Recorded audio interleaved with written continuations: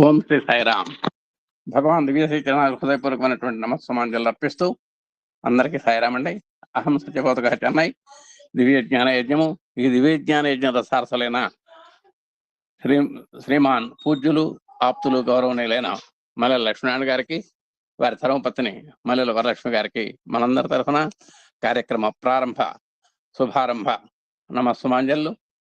శ్రీ సత్యసాయి దైనందిన ఆధ్యాత్మిక వేదిక శ్రీ సత్యసాయి దివ్య ఆశీస్సులతో పురోగమిస్తున్న నేపథ్యంలో ఈరోజు మొట్టమొదట ప్రత్యేక ఆధ్యాత్మిక సత్సంగం బై ఎంఎల్ఎన్ సార్, తర్వాత ధారావాహిక కార్యక్రమం సత్యం సుందరం 7వ భాగం గ్రంథపట్నం. మొట్టమొదట కె భక్తవత్సలం గారు సాయిరాం శ్రీకాళహస్తి, తర్వాయి భాగం శ్రీమద్ తారాగిరిజ సాయిరాం ప్రేమవరం నిర్వహిస్తారు. ఇప్పుడు మనం ప్రత్యేక ఆధ్యాత్మిక సత్సంగంలోకి అడుగు పెడుతున్నాం.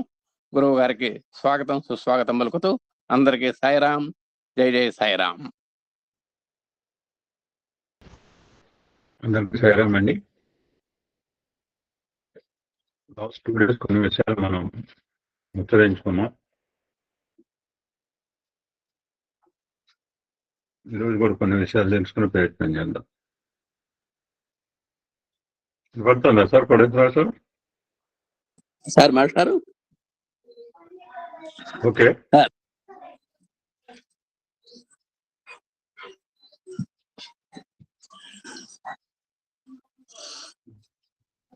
సార్ చెప్పండి సార్.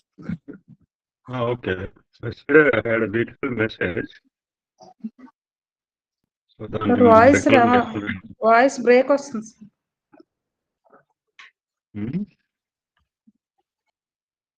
వాయిస్ బ్రేక్ వస్తుంది గురుగారు. నేను దగ్గరగా ఉన్నా, అందుకంటే ఏం చేయలేదు.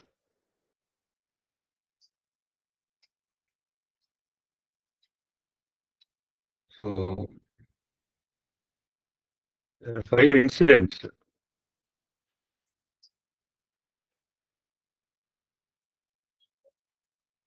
ఎందుకు మన సంక్రాంతి అంటే మనం సూర్యుడు మకర రాశిలోకి ప్రవేశించే రోజు మనం చాలా మంది పురాణం కూడా ఇతిహాసాలు చెప్తారు. బిహైండ్ సంక్రాంతి.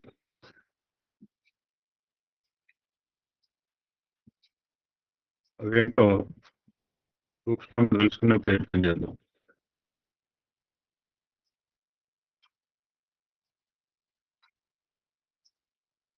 నెంబర్ 1 ఈజ్, పూర్వకాలంలో సగటుడు అనే రాజు ఒకడు ఉండేవాడు, మనకు తెలుసు అందరికి. ఆయనకు 60,000 మంది కొడుకులు ఉన్నారు అనేది కూడా తెలుసు.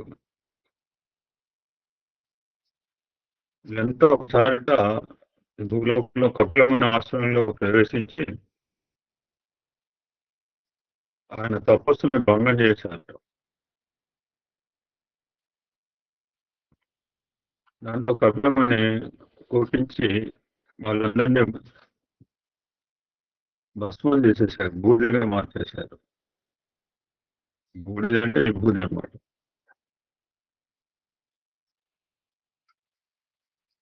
ఆ బూడిద కుప్పలపైన గంగ ప్రవహిస్తే కానీ వారికి ఆత్మ శాంతించదని తెలుస్తుంది వీళ్ళకి.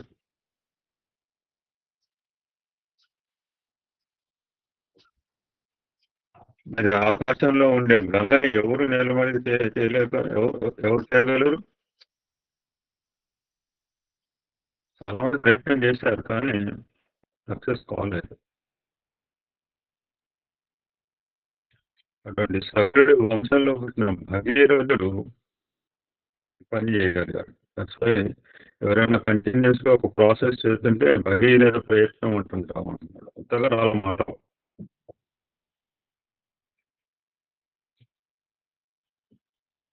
మనందరికీ హ్యాపీ న్యూస్ ఏంటంటే మన దేశ అనిల్ కుమార్ గారు ఆ పాల్వంత సార్ నిన్న నేషనల్ స్పిరిచువల్ జాయింట్ కోఆర్డినేటర్ గా నిన్న నుంచి నియమించడం జరిగింది.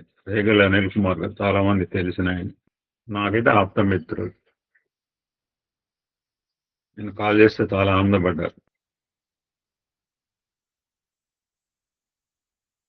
సో ఆ విధంగా సగరుడు వంశంలో పుట్టిన భగీరథుడు ఈ పని చేయగలిగాడు.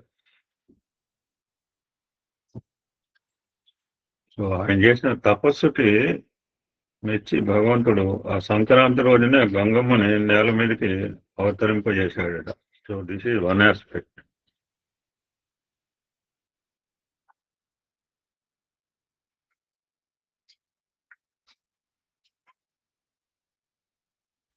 సంక్రాంతి అంటే గంగిరెద్దులు తెలుసు మనకి.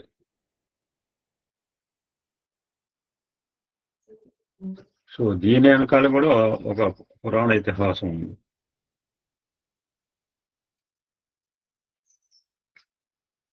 నాకు తెలిసిందే వినాయక చవితి కథ. పూర్వకాలంలో గజాసురుడు అని ఒక రాక్షసుడు ఉండేవాడు. వాళ్ళు తపస్సు చేస్తారు, దేవతలు తపస్సు చేస్తారు. మరి వాళ్ళ తపస్సు బాగా తీవ్రంగా ఉంటేనే భగవంతుడు ప్రత్యక్షం. ఎవరు తపస్సు చేసినా భగవంతుడు ప్రత్యక్షం అవుతాడు. దాని కోరికలే తేడాగా ఉంటాయి. అప్పుడు శివుడు తన కడుపులో ఉండేలాగా గజాసుడు వరాన్ని కోరుకున్నాడు.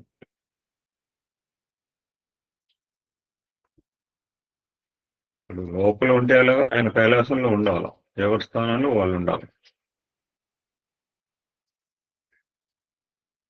ఆ శివుని బయటకు రప్పించేందుకు విష్ణుమూర్తి ఒక ఉపాయం ఆలోచించాట. ఆ దేవతలందరినీ కూడా పురుగొల్పి వాళ్ళందరినీ కూడా తలా ఒక వాయిద్యం ఇచ్చి ఆ నందీశ్వరితో నందితో కలిసి గజాసుడి దగ్గరికి బయలుదేరేటన విష్ణుమూర్తి.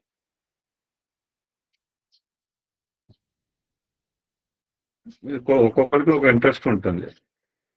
ఈ గజాసుడికి ఇటువంటి గంగిరెద్దు మేళాలంటే బాగా ఇంట్రెస్ట్ ఉంటుంది. వీడిపోయి అక్కడ ప్రదర్శన చేస్తే ఆ ప్రదర్శనకు ఆనందపడిపోయి ఏదన్నా వరం కోరుకోమని అడిగాడు. మొన్న కూడా మన ఆత్మారామంలో ముచ్చరించుకున్నాం. దశరథ మహారాజు వరం కోరుకోమంటే వరం ఇచ్చే ఒక సర్టన్ టైం అని చెప్పాలట, ఏదైనా చెప్పాలట. ఏది పెడితే కోరుకోమంటే మన ఆత్మారామంలో స్వామి డైరెక్టర్ అధికారులు చేశారు. ఏదైనా కోరుకోమన్నట్టు ఇక్కడ ఇంకేమంటే తన పట్టులో ఉన్న శివుని బయటకు పంపమని వరాన్ని అడిగేశాడు.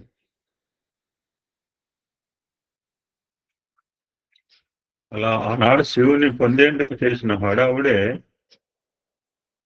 ఇప్పుడు ప్రస్తుత కాలంలో జరిగిన గంగిరెద్దుల సంప్రదాయానికి నాంది అని కూడా పురాణ ఇతిహాసం.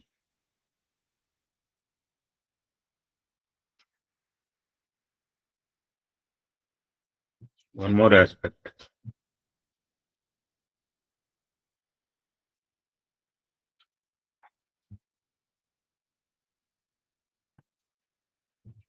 ఏం పర్చాలి? ఓకేనా?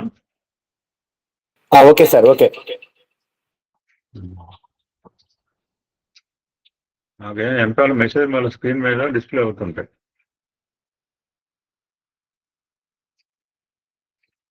ఈరోజు కనుమ 3వ రోజు. ప్రశాంతి నిలయంలో మేము ఒక 2 పర్యాలు ఉంటుంది. ఆ గోకులంలో ఉన్న గోవుల్ని తీసుకురావడం, అలంకరించడము,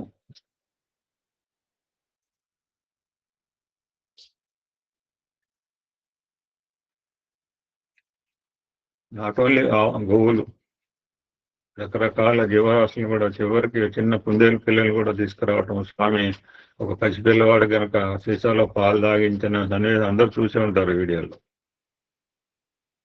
మేము ప్రత్యక్షంగా చూసాం ఒకసారి 2 సార్లు.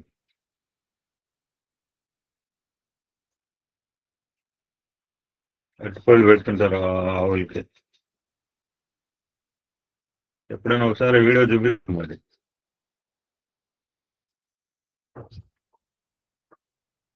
ఈరోజు పశువులను పూజించిన వెనుక కూడా ఒక పురాణ ఇతిహాసం ఉంది.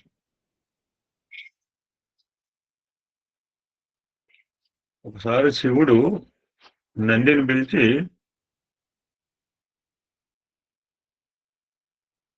భూలోకంలో అందరూ రోజు ఒంటికి నూనె పట్టించి స్నానం చేయాలి, నెలకు ఒకసారి ఆహారం తీసుకోవాలి అని చెప్పిరమన్నట్ట.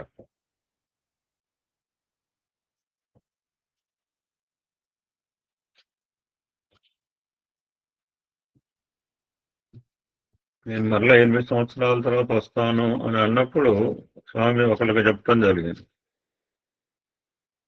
కోటేశ్వరరావు గారు అంటే అప్పటికప్పుడు నోటు చేసుకుంటున్నారు, తప్పులు జరిగే అవకాశం లేదు సార్ దగ్గర.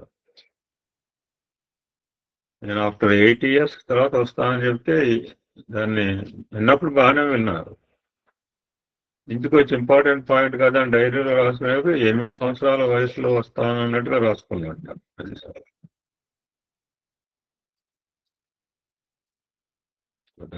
ఇంపార్టెంట్ విషయాలని వెంటనే నోట్ చేసుకోమంటారు స్వామి. శివుడు చెప్పింది ఒకటి,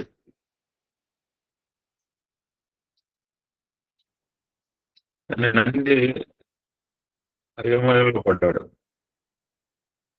భూలోకంలో రోజు ఆహారం తీసుకోవాలి, నెలకు ఒకసారి 2 పట్టించి స్నానం చేయాలని చెప్పించాడు.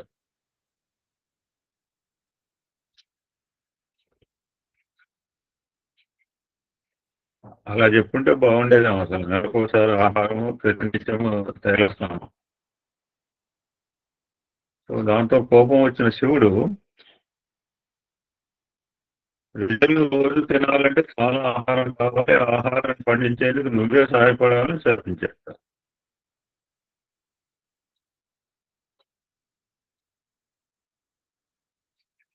అప్పటి నుంచి ఎద్దులు వ్యవసాయంలో సహాయపడుతున్నాయంట. సో దట్స్ వై ఆ రోజు నుంచి కనుమ రోజు నాడు పశువులని సాక్షాత్ నందీశ్వర హే నటరాజ, నందీశ్వరులుగా భావించి పూజిస్తుంటారట.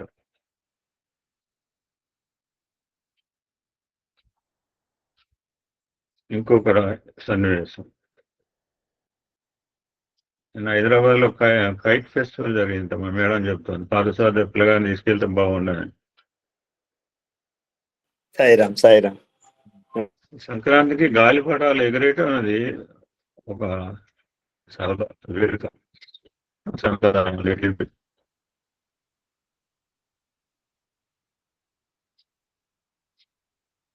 దీనికి కూడా ఒక పురాణిక కథనం ఉంది.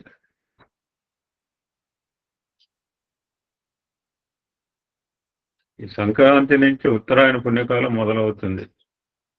ఆల్రెడీ అలా 2వ రోజో 1వ రోజో మరి 3వ రోజు.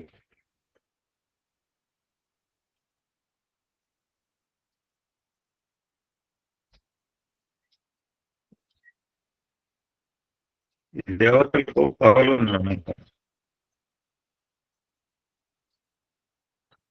సో దేవతలంతా ఈ కాలంలో ఆకాశంలో విహరిస్తారట.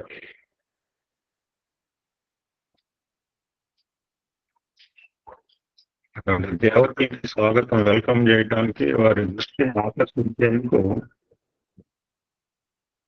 ఈ గాలిపటాలు ఎగరేయాలని నేను చెప్తారట.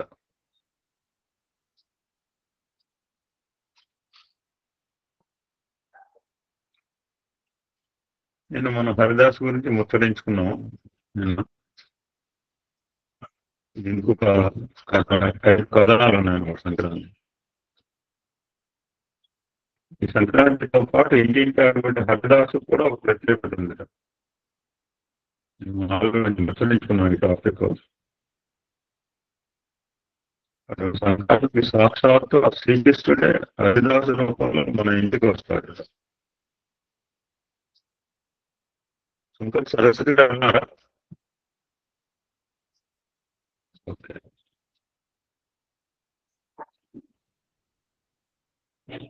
అభ్యానికి రాత్రి ఒక ఎక్సర్సైజ్ ఇచ్చాను.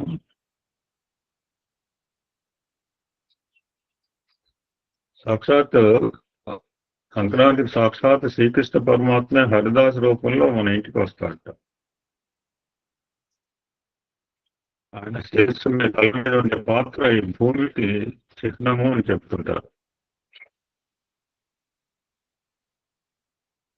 అందుకని ఆ పాత్రను హరిదాసులు తల మీద పెడతారు.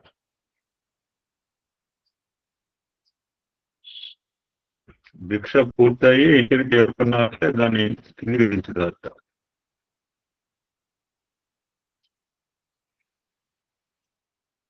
So these are the few related incidents regarding ఒక 5 కథలు సంక్రాంతికి సంబంధించి. ఇంకా గొబ్బెమ్మల సంగతి భోగిపళ్ళు ముక్కరించుకుంది. ఆస్పెక్ట్ కూడా ఒక సంప్రదాయం ఉంది. ఈ కాలంలో అసమాస్య అనుకోవచ్చు.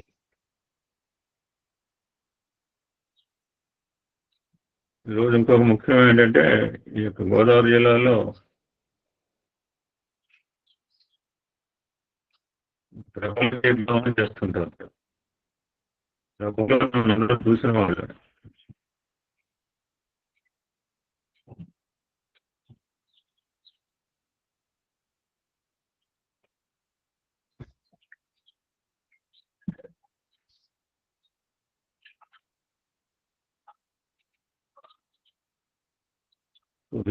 ఫెస్టివల్ రిలేటెడ్ అంటే ఉత్తరాయణం దక్షిణాయనం అన్నాం కనుక ఫెస్టివల్ రిలేటెడ్ సూర్యనారాయణ ప్రత్యక్ష పరమాత్మ.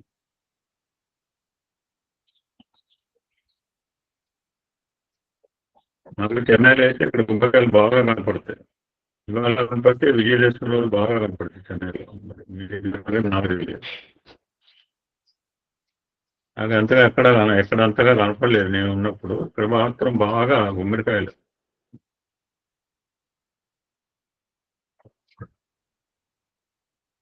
గుమ్మడికాయ దానం చేయటం కూడా ఒక సంప్రదాయం ఈ సంక్రాంతి. రాష్ట్ర పండుగ ఇవ్వచ్చుగా లేదా ఏడు పండుగ ఇవ్వచ్చు కదా అంటే దానం చేసే వస్తువు ఎలా ఉండాలంటే దానంగా ఉండాలని కోరిక.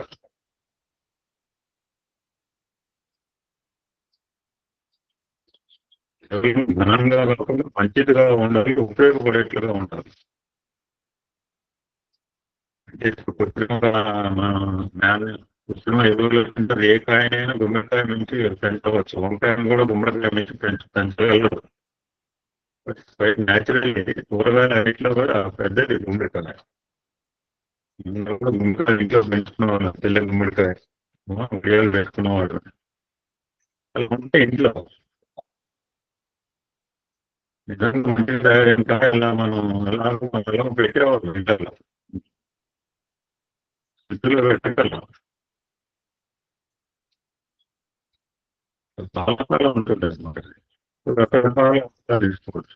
కూర చేసుకుంటారు, పప్పులు చేసుకుంటారు, ఉడియాలు పెట్టుకుంటారు. ముఖ్యంగా ఈ గుమ్మడికాయ అంటే మాకు బాగా గుర్తుకొచ్చింది మాస్టరీకి మిషన్ వాడు. నేను ఎక్కడ చూశానంటే బాగా గుమ్మడికాయలు మా సోదరు సర్వీస్ చేస్తుంటారు అన్నమాట. మాస్టరీకి మిషన్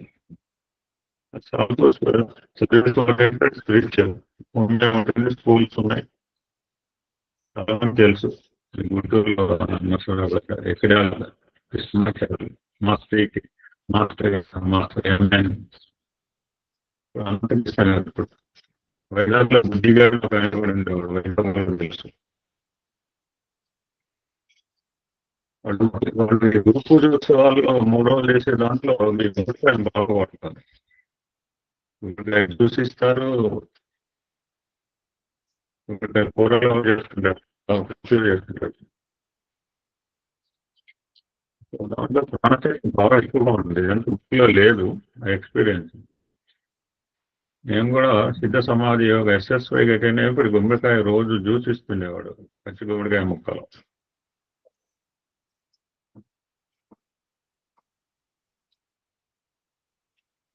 గుమ్మడికాయ అనేది పుష్టి అండ్ పుష్టి రెండు.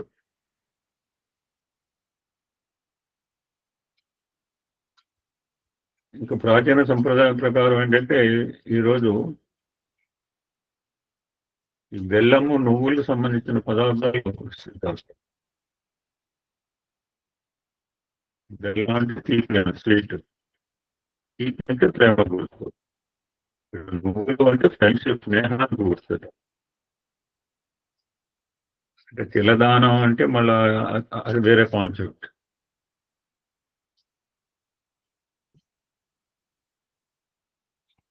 సో ఎందుకు ఈ యొక్క నువ్వులు ప్లస్ బెల్లంతో కలిపిన ప్రసాదం ఇస్తుంటారంటే ప్రేమతో కూడిన ఫ్రెండ్షిప్ కి ఒక సంకేతంగా చేస్తుంది.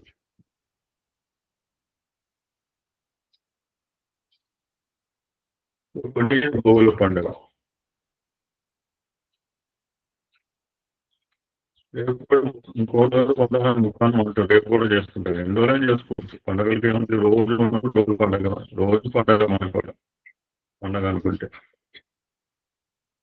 సౌత్ ఇండియన్ ఇట్స్ కాల్ మట్టు పొంగల్ అంటుంటారు. సో దీనికి సంబంధించిన డీటెయిల్స్ నేను ఆల్రెడీ గ్రూప్లో పెట్టిన. పెద్ద ప్రాసెస్ కాదు. పల్లెటూరులో మరి ఆ ప్రాసెస్ అంతా చేస్తున్నారో లేదో నాకు తెలియదు. ఒకప్పుడైతే చేసి ఉండేవారు. మెసేజ్ ఇస్తారు కనుమ పండుగ ఆవులకి ఎలాగ ఏం చేస్తారు, దానికి ఏమి పెడతారు అనేది కూడా అదంతా పెద్ద డీటెయిల్గా ఉంది. You can go through it.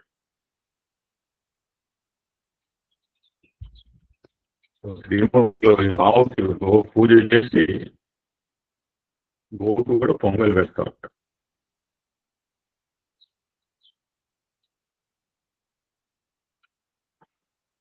ఎందుకు అంటే ఇప్పుడు ఆయన పూజ చేస్తాం ఒక పండుగ. ఇప్పుడు ఎందుకు ఇక్కడ ఆవు గోవు ఎందుకంటే ఇప్పుడైతే టెక్నాలజీ వచ్చిన మిషన్ వచ్చింది. అరక ఎవరు దున్నుతున్నారో కూడా తెలియదు. గ్రామీణ ప్రాంతంలో వాళ్ళకి తెలుసు. అరక కూడా ఎంతమంది వాడుతున్నారు, ఎంతమంది వాడుతున్నారు. సో పాడి పంటలకి పాడి పంట ఏంటన్నమాట. బలరాముడు కృష్ణుడు పంచుకున్నారు పంట వాళ్ళు ఒక పంట. అటువంటి పాడి పంటలకు మూలాధారమైన గోలక్ష్మికి సో గ్రాటిట్యూడ్.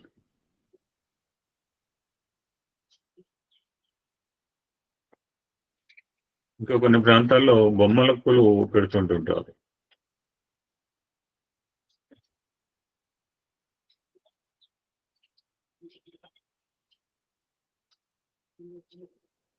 ఎందుకు పిల్లల చేత ఇక్కడ మాకు సంక్రాంతి ఇక్కడ విజయదశమికి బాగా పెడుతుంటారు బొమ్మల పూలు అని చెప్పి. ప్రతి టెంపుల్లో పెడుతుంది, ప్రతి ఇళ్లలో కూడా పెడతారు.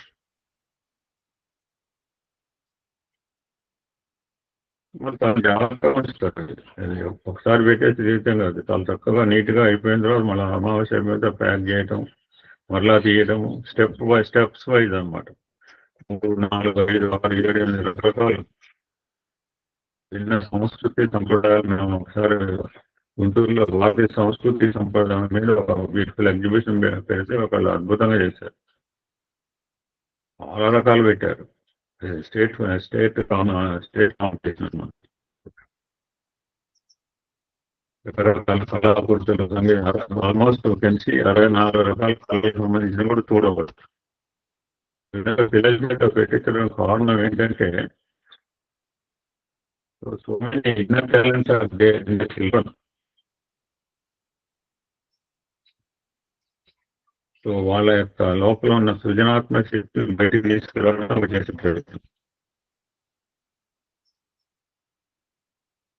దాంతో బొమ్మల పూలు కూడా మా ఇంటికి రాండి, మా ఇంటికి చూడండి, ఇక్కడ కూడా ప్రశ్నిస్తుంటారు మా ఇంటికి రాండి మరి చూడండి అని చెప్పి. ఒక పేరెంట్ లాగా అనమాట. సాధన మనకు కలిసిమెలిసి తిరుగుతాం, కలిసిమెలిసి పెరుగుతాం. ఒక అద్భుతమైన అవకాశం అనమాట నలుగురు మా ఇంటికి రావడానికి. ఈ విధంగా ఎన్నో సంస్కృతి సంప్రదాయాలకి ఆగిపోతున్న నేచర్ ఫెస్టివల్, ఫస్ట్ ఫెస్టివల్ ఎట్లా అవుతుందంటే నేనేం చెప్పలేను. ఫస్ట్ అంటే ఫస్ట్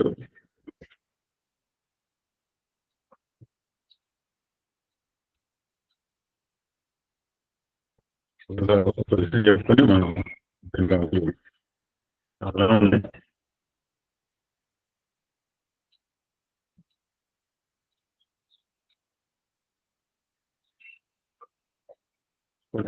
సంక్రాంతి సమయంలో కాచాయిని వ్రతాన్ని కూడా ఆచరిస్తుంటారు.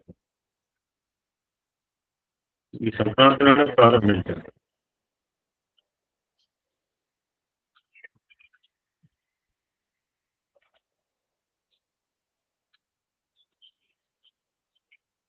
గోపికలు అంటే తెలుసు వాళ్ళు ఇచ్చారు. వాళ్ళ భక్తికి పరమభక్తుని కృష్ణ పరమాత్మకు అంకితం చేసుకోవడానికి తన్మను ఆ సర్వ అధిపతి అయిన పరమాత్మకి అంకితం చేసుకోవడానికి నేను చేసే భావంతో చేసే వ్రతం అనేది సాధ్యాయ వ్రతం. ఈ సంక్రాంతి నాడు సొంతలు పిలిచేవారు. చాలా ఆశీర్వాదం. బాడీ, సెన్సెస్, మైండ్, ఇంటలెక్ట్, ఆత్మ. బాహ్యంగా కనిపించే శరీరము, ఇంద్రియాలు, కనపడని మనస్సు, కనపడని బుద్ధి, కనపడని వాటి పరమాత్మలో మైండ్ చేసే వ్రతమే సాధ్యాయం. అండి చెప్పుకుంటే కూడా చాలా ఉన్నాయి. ఒక 3 రోజుల పాటు కొన్ని విషయాలు చెప్పిన అవకాశం కలిగేది. శాంతి శాంతి శాంతి సమస్త లోకాసుకున్న బాగుంటుంది. లోకా సమస్త బాగుంటుంది. ఓం శాంతి శాంతి శాంతి. భక్త వత్సలం గారు, సాయిరామ్, శ్రీకాళహస్తి. ఓం శ్రీ సాయిరామ్. భగవాన్ శ్రీ సత్యసాయి బాబా వారి పాద పద్మములకు నమస్కరిస్తూ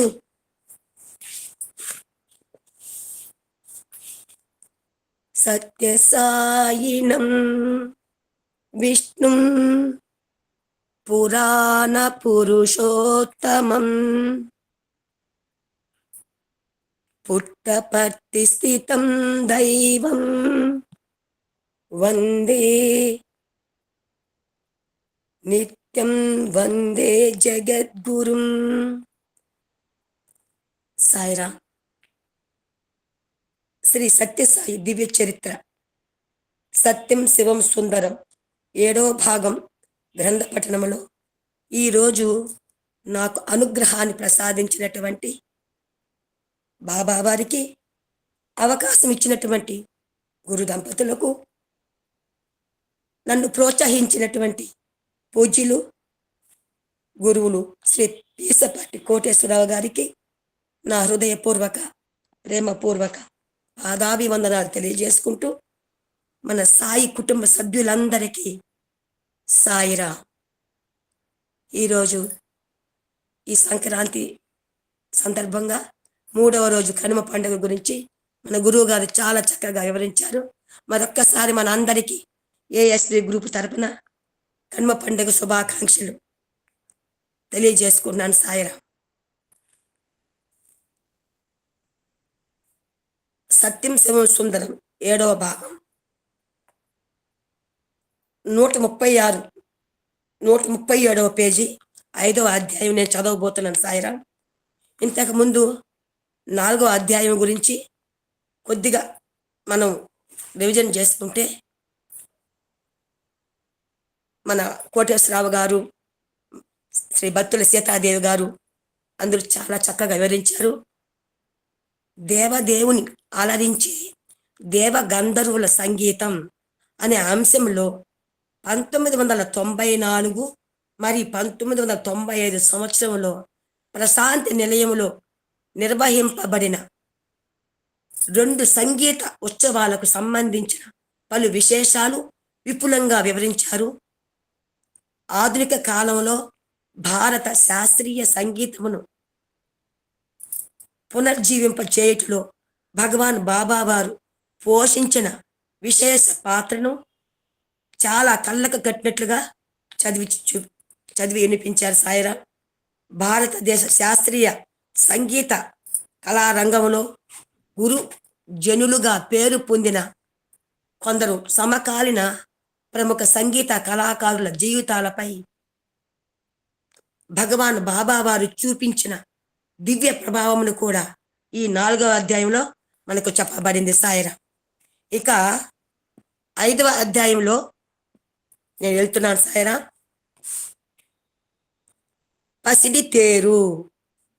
పసిడి తేరుపై పర్తీసుని అధిరోహింపజేసిన పసిడి హృదయుడు 137వ పేజీ. సాయిరా. శ్రీ వైకుంఠ రథము దింపితివి, పర్తి క్షేత్ర మధ్యములో ఆ వాలభ్య మహారథంబమరి స్వర్ణాదిత్య ప్రభా భావోద్భాసిత రామ పుష్పకముగా బ్రహ్మాండ దిగ్మండలిన్ శ్రీ విష్ణు జయ సాయినాథ ప్రణతుల్ ప్రేమావతార ప్రభు శాంతిశ్రీ జంధ్యాల వెంకటేశ్వర శాస్త్రి గారు స్వామిపై చెప్పిన పద్యం సాయిరామది. ఓ ప్రేమావతార సాయి, ఓ సత్యసాయి ప్రభు, సాక్షాత్తు ఆ విష్ణు మహాదేవ పుట్టపర్తి క్షేత్రములో మధ్య భాగంలో అలనాటి వైకుంఠం అనే రథాన్ని నిలిపినావు. ఆ రథము బంగారు కాంతులు గల సూర్యప్రభలతో ప్రకాశమై బ్రహ్మాండం ఉట్టిపడే శ్రీరాముని పుష్పక విమానముల మిరిమిట్లు గొల్పుచున్నది. ఓ సాయినాథ, నీకివే మా హృదయపూర్వక జేజేలు అని చాలా చక్కగా ఆ పద్యం చెప్పారు సాయిరాం మనమే శాంతిశ్రీ జంధ్యాల వెంకటేశ్వర శాస్త్రి గారు. అది 1997 సంవత్సరం సెప్టెంబరు 22వ తేదీ సోమవారం ఉదయం 7:05 కన్యా లగ్నమునందు రోహిణి నక్షత్ర చంద్రకాల హోరా సమయమున దివ్యావతారి భగవాన్ శ్రీ సత్యసాయి బాబా వారు స్వర్ణాదిత్య పాదుకా రథమును అధిరోహించి సకల మానవాళి హృదయ సామ్రాజ్యములకు అధిపతియగు విశ్వ సామ్రాట్టుగా విరాజిల్లినారు. వేలాది సంవత్సరాల క్రిందట ప్రాచీన గ్రంథాలలో ఉల్లేఖింపబడిన భవిష్యవాణి సాకారమై అంటే వివరించబడింది అనమాట.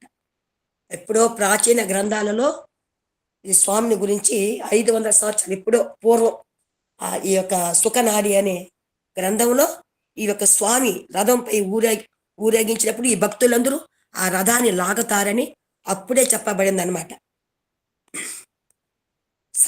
ఆ చెప్పిన మాటలు ఇప్పుడు రూపుదాల్చి వైభవోపేతమైన ఆనాటి ఆ దృశ్యమును గాంచి ప్రపంచ నలుమూలల నుండి విచ్చేసి ప్రశాంతి నిలయమంతటా క్రిక్కిరిసిన అసంఖ్యాక భక్తజన సమూహములో ఎల్లరి హృదయాలు దివ్యానంద పారవస్యమున ఓలలాడినవి.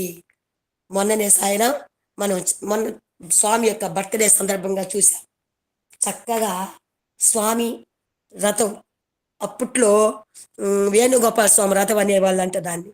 ప్రతి సంవత్సరము స్వామి పుట్టినరోజు ముందు 1-2 రోజుల ముందుగా గ్రామంలో ఊరేగించేవాళ్ళ ఆ రథాన్ని.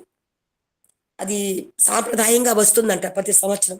దాన్ని ఇప్పుడు వేణుగోపాల స్వామి రథాన్ని శ్రీ సత్యసాయి రథోత్సవంగా మార్చారంట. ఆ కార్యక్రమానికి మొన్ననే రీసెంట్గా మన స్వామి యొక్క శతాబ్ది ఉత్సవాలలో మనం చూసాం సాయిరాం. అందరం చాలా కనుల పండుగగా ఆ యొక్క వైభవాన్ని తిలకించాము. వెండి బంగారంతో కూడుకున్న ఆ రథం మీద స్వామిని ఉంచి ఆ గ్రామంలో ఊరేగించారు. అన్ని వాద్య కళాకారులతో చక్కగా జరిగింది సాయిరాం. అది మనమందరం చాలా అదృష్టవంతులు అనిపించింది.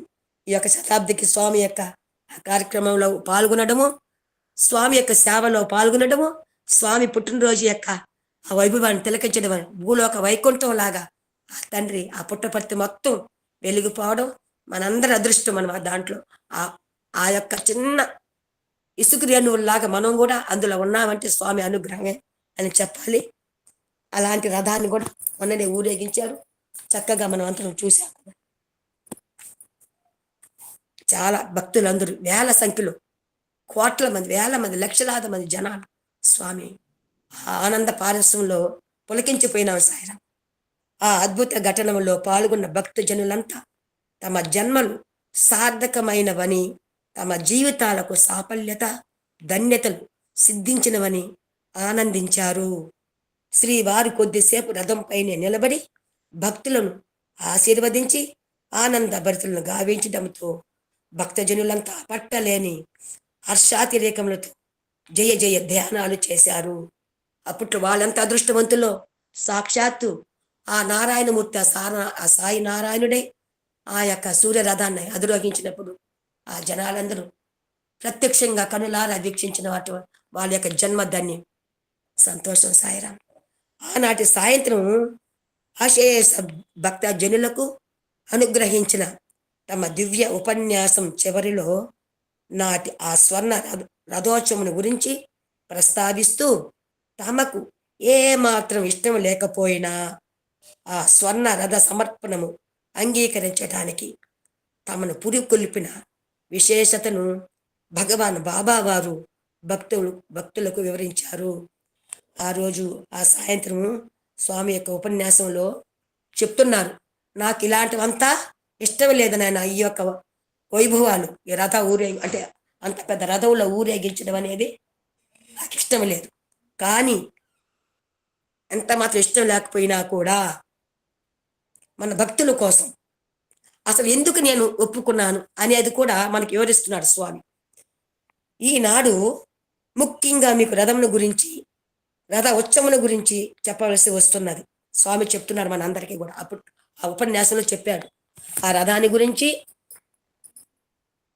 ఆ ఉత్సవాన్ని గురించి కూడా తెలియజేస్తున్నారు. స్వామి అంటున్నాడు, మీరు నమ్మినా నమ్మకపోయినా నాకు ఇలాంటి ఇష్టం లేదు. భగవంతుడికి ఇవ్వవలసింది నిర్మలమైన ప్రేమ మాత్రమే. ఆ ప్రేమయే పరమాత్ముడు. Love is God, live in love. ప్రేమయే దైవము, ప్రేమతోనే జీవించాలి. ఆ ప్రేమనే పరమాత్మకి సమర్పించాలి. కనుక ప్రేమను మాత్రమే నాకు అందించాలి.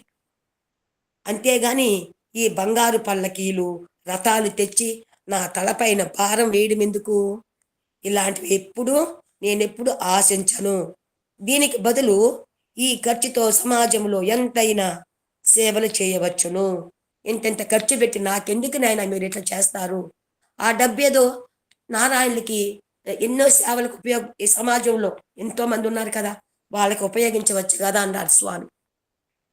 ఇక్కడే కానీ వేరెక్కడైనా కానీ ఎక్కడికి పోయినా భగవంతునికి ఇవ్వవలసినది నిర్మలమైన ప్రేమయే. ఇలాంటివంటే ఈ స్వర్ణ రథాల వంటివి మీరెక్కడా ఇవ్వకండి అని మన భక్తుల గురించి చెప్తున్నాడు స్వామి. నాయనా మీ ప్రేమ మంచిదే, స్వామి మీ అభిమానం ఉండొచ్చు, కానీ ఇంత ఖర్చులు, వేల ఖర్చులు పెట్టి ఇలాంటివంతా చేయొద్దు నాన్న. ఇక్కడే కాదు మరెక్కడ కూడా చేయకండి. ప్రేమ ఉంటే సేవ చేయండి, గోవులకి గ్రాసం వేయండి, పేదలకి ఆ నారాయణ సేవ చేయండి, వైద్యం ఎవరికన్నా అనాథులకి వైద్యం చేయండి.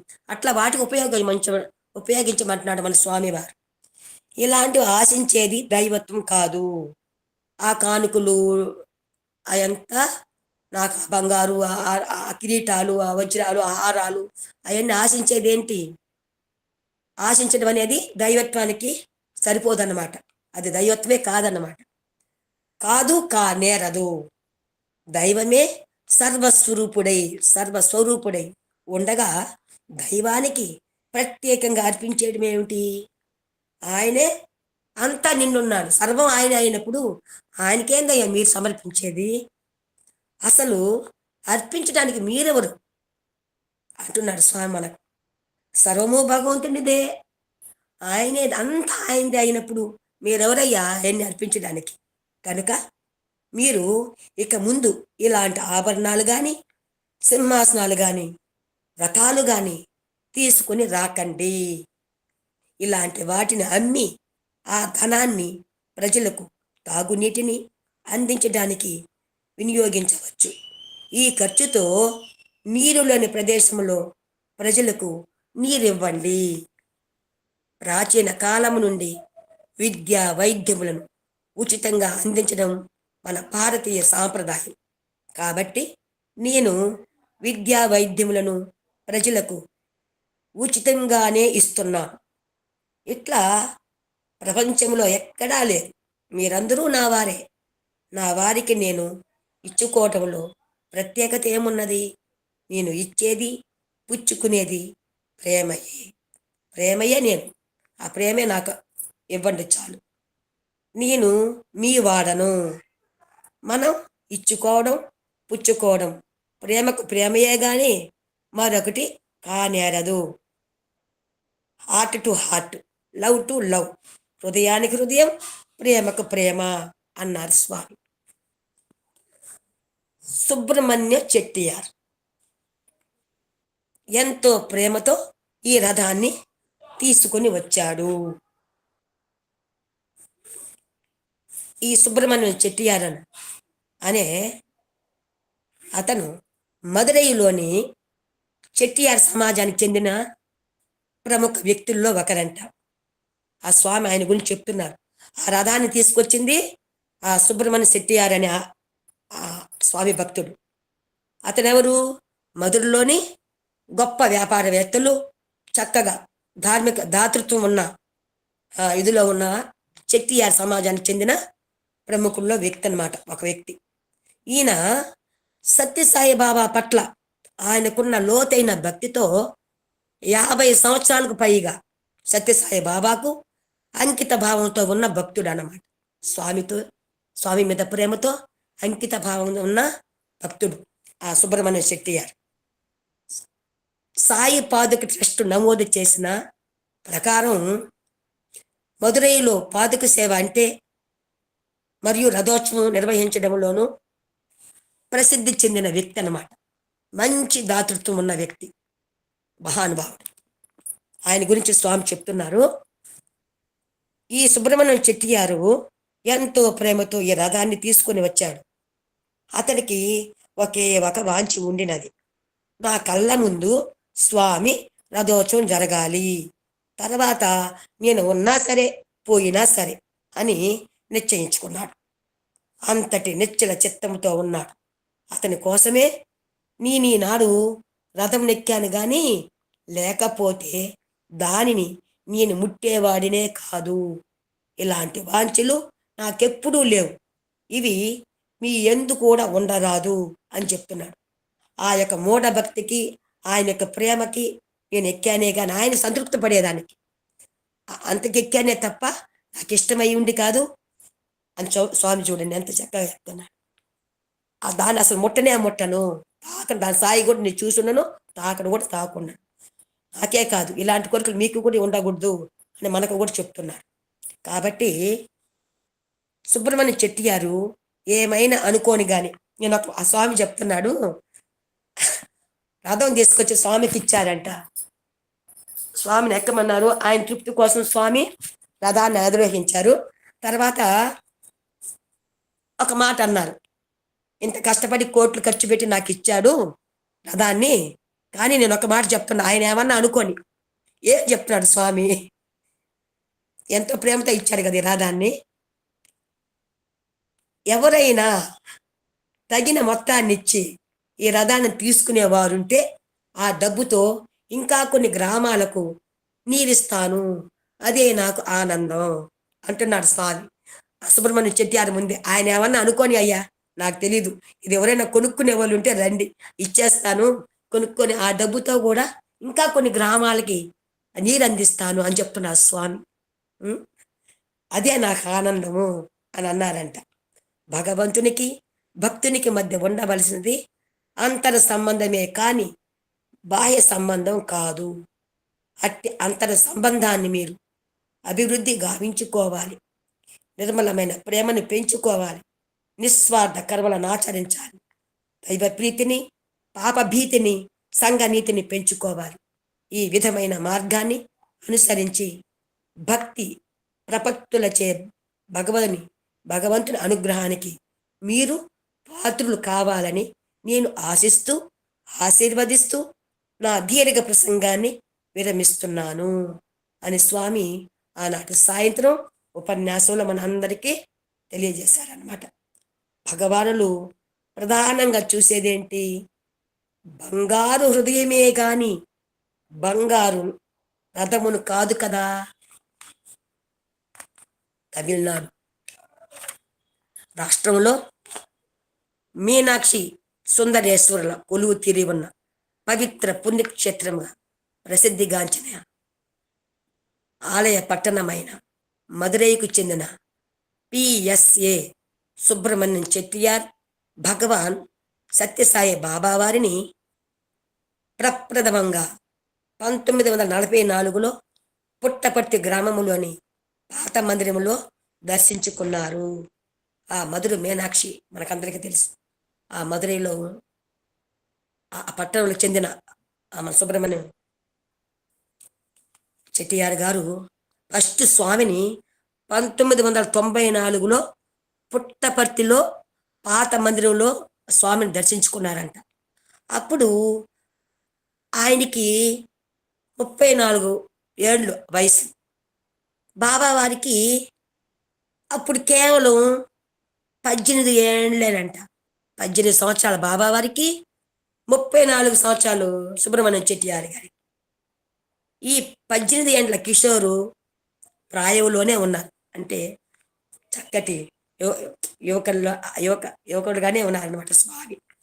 నిర్మల పవిత్ర హృదయులైన సుబ్రహ్మణ్యం చెట్టియారు ప్రథమ దర్శనములోనే భగవాన్ బాబా వారి దివ్యత్వమునందు అత్యంత విశ్వాసమును ఏర్పరచుకుని భగవానుల దివ్య ధామమునకు తరచుగా విచ్చేస్తూ ఉండేవారు. ఫస్ట్లోనే స్వామిని చూడడం, స్వామి మీద అచంచలమైన భక్తి ఏర్పడడము అంతే. అప్పటి నుంచి అప్పుడప్పుడు తరచుగా వచ్చి స్వామిని దర్శించుకుని వెళ్తుండేవారంట. భగవానులు అనేక దివ్య లీలలను వీక్షించే అవకాశాలను బడసిన భాగ్యశాలి సుబ్రహ్మణ్యం చెట్టియార్ గారు. సాయిరాం. స్వామి యొక్క లీలల్ని అత్యంత దగ్గరగా ఉండి ఎన్నో లీలల్ని చూసిన అత్యంత భాగ్యశాలి అంట ఆ మహాను. ఎంతో మంది ఉన్నారు, వాళ్ళల్లో ఈయన కూడా ఒక్కరు. సుబ్రహ్మణ్యం చెట్టియార్ కూడా ఒకరన్నమాట. అంతేకాదు భగవానుల దివ్య మహిమల ప్రభావముచే ముఖ్యంగా తన కుటుంబ సభ్యులలో అనేకుల విపరీత శారీరక రుగ్మతలకు అద్భుత రీతిలో నివారణలు కావడం వంటి విశేష అనుగ్రహాలచే లబ్ధత బడిసిన వారాయన. అదే కాకుండా వాళ్ళకి ఎన్నో కష్ట నష్టాల నుంచి ఆరోగ్యపరంగా కానీ, వాళ్ళ కుటుంబ సభ్యుల్లో కానీ, వాళ్ళ బంధువర్గంలో కానీ అందరికీ కూడా ఎన్నెన్నో అద్భుతాలు ఆ స్వామి వల్ల ఎంతమందికో ఆరోగ్యం నయమైన వాళ్ళకి, వాళ్ళ యొక్క సమస్యలు తీరినోళ్ళు, అట్లా చాలా చాలా చాలా స్వామి యొక్క అనుగ్రహం పొందిన వ్యక్తి అన్నమాట ఎన్నోసార్లు. సుబ్రహ్మణ్యం చెట్టియారు స్వభావరీత్యా చాలా ఉదార బుద్ధి గలవారు, విశాల హృదయులు, దొడ్డ మనస్కులు. తనకు కలిగినది ఏదైనా సరే తాను అనుభవించి ఆనందించేది ఏదైనా సరే భౌతిక వస్తు పదార్థాలే కానీ, లేదా ఆధ్యాత్మిక అనుభవాల ఆనందమే కానీ, ఇతరులతో పంచుకోవాలనే ఉత్సాహం, సేవాభావం కలవాడాయన. ఏదైనా అందరితో పంచుకుంటాడంట. కష్టాన్ని కానీ, నష్టాన్ని కానీ, ఒక సొంత విషయాలు కానీ, భగవంతుడికి సంబంధించినట్టు కానీ అన్నిటినీ ఇతరులతో అందరితో పంచుకునే ఒక గుణం గల మంచి పెద్ద మనసున్న వ్యక్తి. భగవాను శ్రీ సత్యసాయి దివ్య అవతారోద్యమ తొలినాళ్లలోనే సుబ్రహ్మణ్యం చెట్టియారు తన బంధుమిత్రులను, పరిచయస్తులను, వందలాది మందిని బాబావారి దివ్య సన్నిధికి, వారి దివ్య ప్రేమ కక్షలోనికి తీసుకుని వచ్చేవారు. అప్పట్లో దివ్య అవతారం జరిగిన తొలి రోజుల్లో అప్పుడప్పుడులే మొదట్లోనే ఆయన సుబ్రహ్మణ్యం చెట్టియారు ఆయన బంధువుల్ని, వాళ్ళ స్నేహితుల్ని, ఆయన పరిచయం ఉండే వాళ్ళందరినీ, వందలాది మందిని, వాళ్ళందరికీ బాబా వారి గురించి చెప్పి స్వామి దగ్గరికి తీసుకొని వచ్చి వాళ్ళ యొక్క ప్రేమ అంటే ఆయన స్వామి యొక్క ఇదిలోకి సన్నిధికి తీసుకొచ్చేవాళ్ళంట. చాలా మందిని, వందలాది మందిని. భగవాన్ బాబా వారు కూడా ఆయన భక్తి ప్రపత్తులకు ప్రసన్నులై ప్రతిస్పందిస్తూ తమంతట తామే ప్రప్రదంగా మదురై పట్టణానికి 1954లో వేంచేశారు. చూడండి, భక్తుని కోసమే భగవంతుడు వస్తారంట కదా.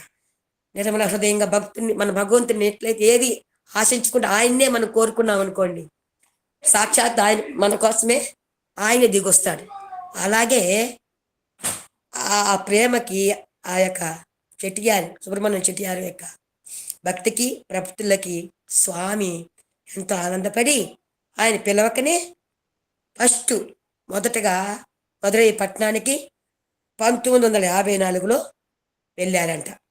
అటు పిమ్మట అక్కడి నుండి భగవానులు కరూరు, సేలం, తిరుచినాపల్లి పట్టణాలకు అక్కడి భక్తుల ప్రార్థనలను అందించి పర్యటనలు సాగించారు. అటు చుట్టుపక్కల ఉన్న ఊర్లకు కూడా ఆ భక్తుల యొక్క ప్రార్థనల కోసం, ఆ ప్రేమ కోసం, ఆ ప్రేమతో ఆ స్వామిని వాళ్ళు ఎంతో ఎంత ఆరాధించారు. ఆ స్వామి వాళ్ళకి ఆ అనుగ్రహాన్ని ప్రసాదించారు. ఆ ప్రదేశాలన్నిటిలో భక్తులు భగవానులను రమణీయముగా అలంకరింపబడిన రథములపై వైభవోపేతమైన దివ్య ఊర్వలములతో స్వాగతించేవారు. తద్వారా ప్రజలందరికీ స్వామిని స్పష్టంగా దర్శించుకునే అవకాశం లభించేది. వాళ్ళు ఎలా చేశారు? స్వామిని పెద్ద రథం కట్టి రథం పైన స్వామిని కూర్చోబెట్టుకొని ఆ వీధుల గుండా ఊరేగుతూ ఉంటే ఇంకా అందరికి అవకాశం వచ్చేది. స్వామిని ప్రత్యక్షంగా చూసే భాగ్యం ఆ ఊరు వాడలో ఉండే ప్రజలకి కలిగేదన్నమాట. ఆ దర్శించుకునే అవకాశం లభించేది. ఆ యొక్క అంత చక్కగా ఆయన అలంకరించేదంట. రథాన్ని అలంకరించి స్వామిని కూర్చోబెట్టుకొని ఊరేగించే వాళ్ళంట. భగవానులు ఆ పర్యటనలు ఆ ప్రాంతాల నుండి వేల మంది స్త్రీ పురుషులను ఆకర్షించి వారిని సాయి దివ్య ప్రేమ కక్షలోనికి సాయి ధామంకు రప్పించేవి. సాక్షాత్ స్వామి ఎప్పుడు వాళ్ళని పిలవలేదు.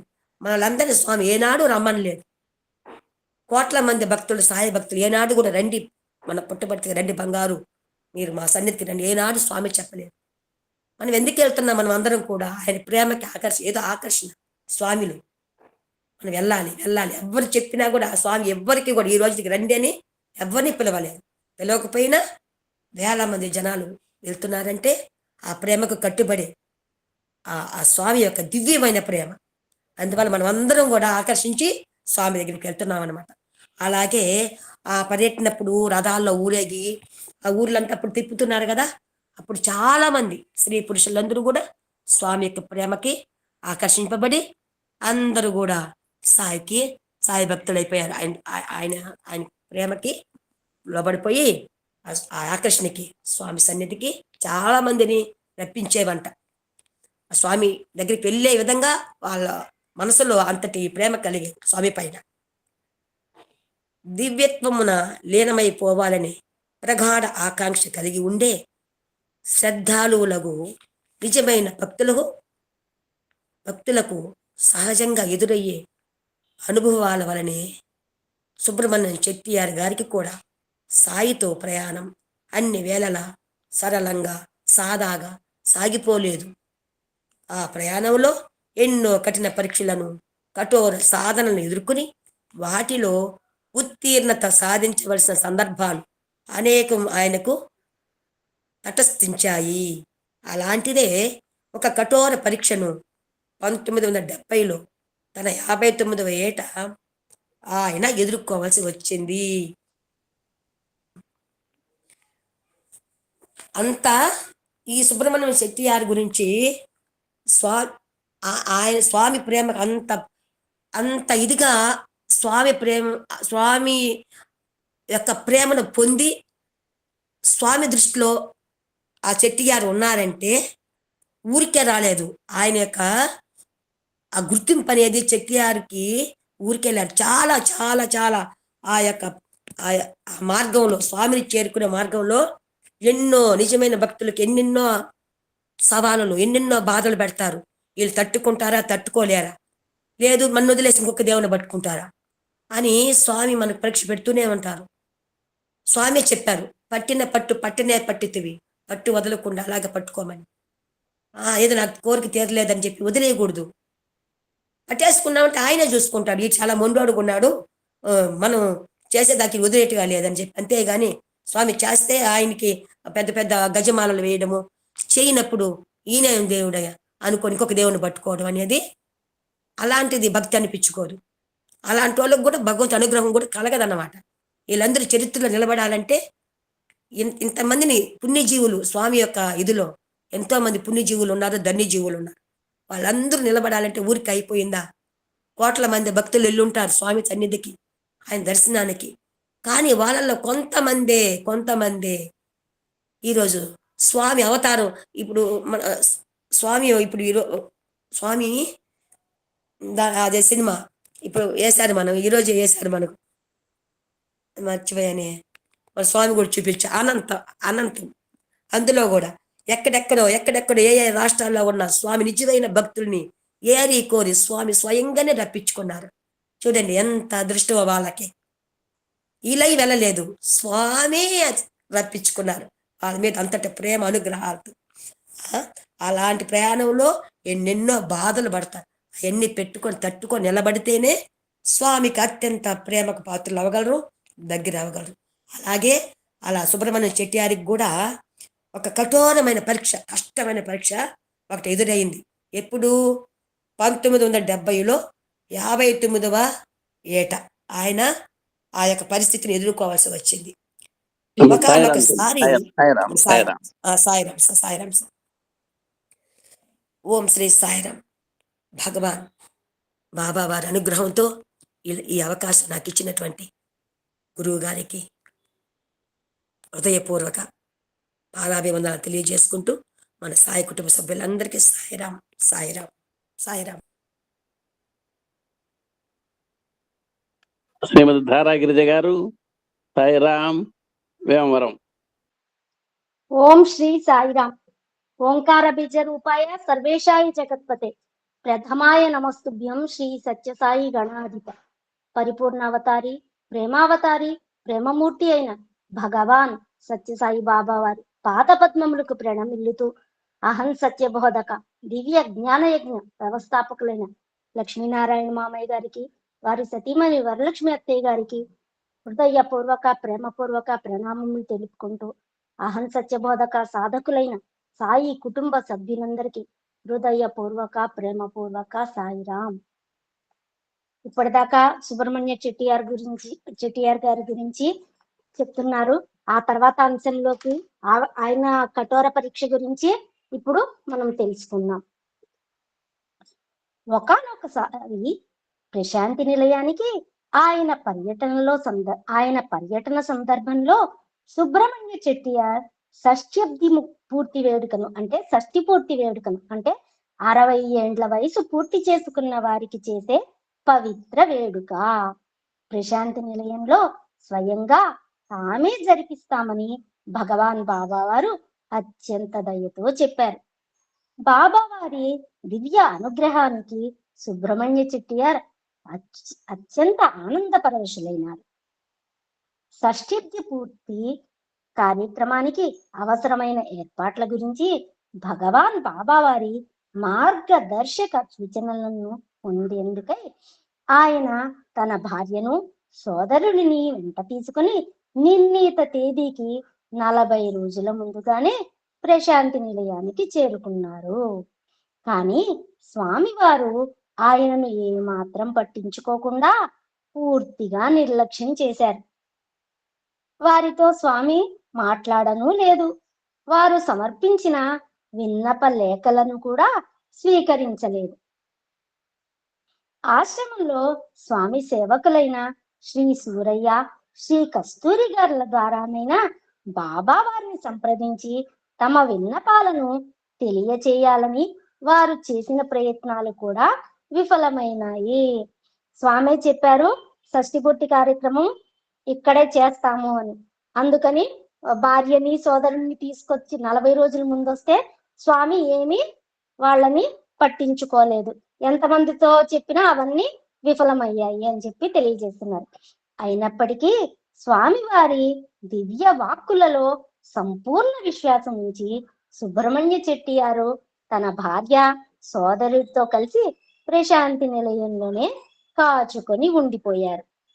షష్ఠ్యప్త పూర్తి వేడుకను తేదీ సమీపిస్తున్న కొద్దీ మధురై ప్రాంతంలోని సుబ్రహ్మణ్య చెట్టియార్ గారి వందలాది బంధుమిత్రులు, శ్రేయోభిలాషులు మనస్సులలో ఆతురత, ఆందోళన పెరిగిపోసాగాయి. ఆయన షష్ఠిపూర్తి కార్యక్రమం ఇంకొద్ది రోజుల్లో ఉంది అనగా అక్కడ ఉన్న వాళ్ళందరికీ ఒక ఆందోళన ఏర్పడిందిట.